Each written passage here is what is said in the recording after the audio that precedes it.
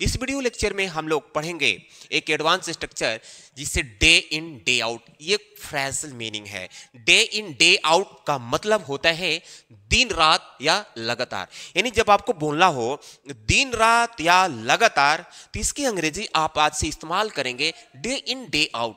अगर आप इसको अलग अलग देखेंगे तो डी मीन्स दिन होता है, इन मीन्स अंदर, फिर डे मीन्स दिन होता है, आउट मीन्स बाहर। तो अंदर दिन अंदर बाहर ये नहीं है, मतलब ये सब मिला करके हुआ डे इन डे आउट मतलब होता है, डे इन डे आउट मतलब होता है लगातार या दिन रात। ठीक है, जैसे अब यहां देखिए सेंटेंस लिखा हुआ है, मैं पैसा कमाने के लिए दिन रात मेहनत करता हूं। ये सेंटेंस जो है ता है ते हैं, यानी प्रेजेंट एंड डेफिनिट पे है।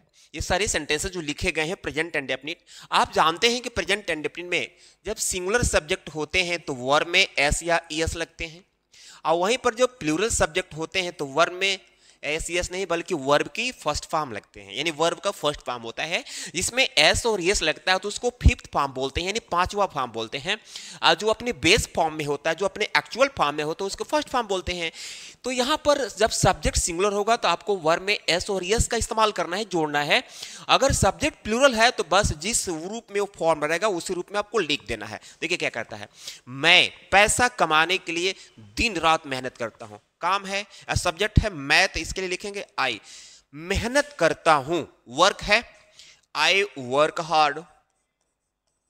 ओके, आई वर्क हार्ड। कैसे मेहनत करता हूं?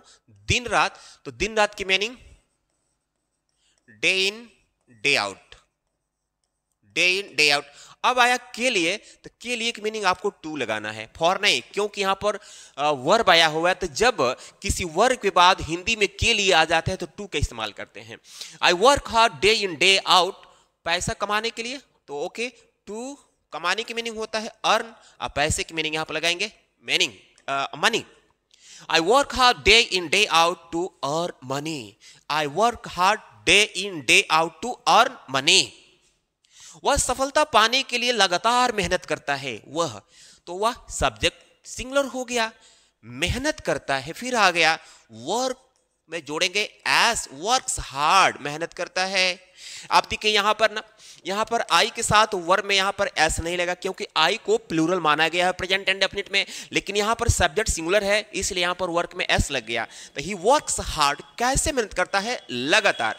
तो लगातार हो या दिन रात हो आपको अंग्रेजी लगाना है डे इन डे आउट। तो he works hard day in day out. क्यों भाई, क्यों मेहनत करता है? सफलता पाने के लिए। तो फिर है के लिए टू, पाने की मीनिंग गेट, असफलता के लिए success. He works hard day in day out to get success. वे पास होने के लिए दिन रात पढ़ते हैं। बच्चे हैं, पढ़ने स्टूडेंट हैं, तो लिखा कोई बोल रहा है कि वे जो बच्चे हैं, वो जो स्टूडेंट है पास होने के लिए दिन रात पढ़ते हैं। तो देखिए वे यानी दे, काम है पढ़ते हैं, स्टडी करते हैं, स्टडी लगाइए, दे स्टडी दिन रात। फिर दिन रात की मीनिंग वही क्या, डे इन डे आउट लिखना है आपको, कंफ्यूज मत होइए। दे study day in day out. क्यों पढ़ते हैं? पास होने के लिए। तो के लिए देखिए सब में के लिए हो, यहां पर भी है, यहां पर भी है, यहां पर भी है, तो उसके लिए आपको सिंपली एड टू लिखना है। पास होने के लिए, तो पास होने की मीनिंग पास लिख दीजिए, टू पास, हो गया। तो they study day in day out to pass. एक बार क्लियर करते हैं, मैं पैसा कमाने के लिए दिन रात मेहनत करता हूं। I work hard day in day out to earn money. Earn money मतलब मेक मनी। अर्न की जगह पर कमाने की मीनिंग आप मेक का भी इस्तेमाल कर सकते हैं। मेक मीन्स तो आप जानते हैं बनाना होता है, लेकिन मेक मीन्स कमाना भी होता है। वह सफलता पाने के लिए लगातार मेहनत करता है। He works hard day in day out to get success. वे पास होने के लिए दिन रात पढ़ते हैं। They study day in day out to pass. अब इसमें एक और स्ट्रक्चर हम आपको बताएंगे। इस स्ट्रक्चर का नाम है इन the course of time. In the course of time का मतलब हुआ एक ना एक दिन, एक ना एक दिन।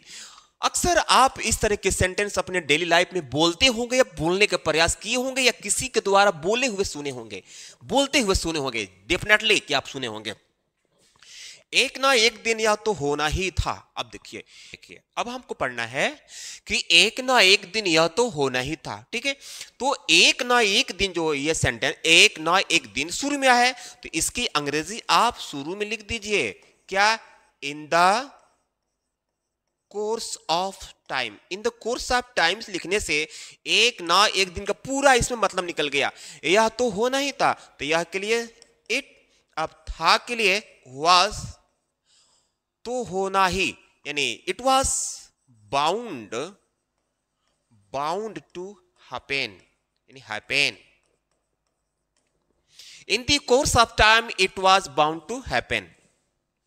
एक ना एक दिन वह सजा पाकर रहेगा, पाकर मतलब उसे सजा मतलब मिलेगा, क्योंकि बहुत गड़बड़ी कर रहा है, बहुत गलतियां कर रहा है, ठीक है। तो पाकर रहेगा एक ना एक दिन, तो इसके लिए क्या बोलेंगे, इन द कोर्स ऑफ टाइम। वह सजा पाकर रहेगा मतलब सजा पाकर रहेगा, पाना मतलब क्या, सजा देना मतलब वो उसको पीटा जाएगा, तो सजा पाने की मीनिंग वह सजा पाकर रहेगा। तो अब देखिए ये वाला जो सेंटेंस पास्ट में था, ये रहा फ्यूचर में।